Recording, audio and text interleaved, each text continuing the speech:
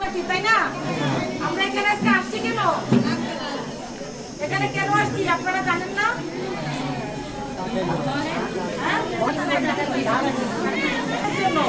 তাই তো সরকারের লক্ষ্য উদ্দেশ্য হচ্ছে আপনার হতদরিদ্র যারা অসুখ থাকে।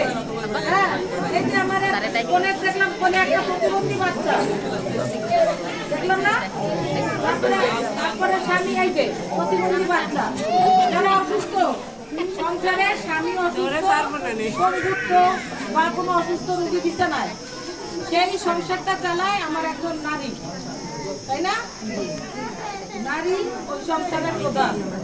এরকম যাদের জমি নাই, যারা অন্যের জমিতে কাজ করে বা আশ্রয় প্রকল্পে থাকে, এই বিধবা, তালাকপ্রাপ্ত, অসুস্থ কোনো বাচ্চা, প্রতিবন্ধী কোনো বাচ্চা আছে, অক্ষম স্বামী, যাদের নিজের জমি নাই, 15% নিচে জমি, তাদের কিন্তু এই কার্ড পাওয়ার যোগ্য।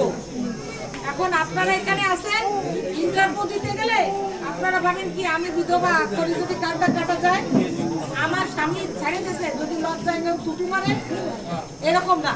আপনার সঠিক তথ্যটা, আপনার অসত্যটা, আপনার দারিদ্রতা, তথ্যগুলো দিয়ে আপনারা ইন্টারভিউ দেবেন। এতে আপনার তালিকাপ্রাপ্ত হওয়ার সুযোগটা হলো এই গলন তথ্য দয়া করে গোপন করবেন না। আর এই যে আপনার অসত্য, অসহায়, যারা অসহায় ভালনারেবল গ্রুপ, তাদেরকে কিন্তু আমাদের এই প্রকল্পের আওতায় আনে।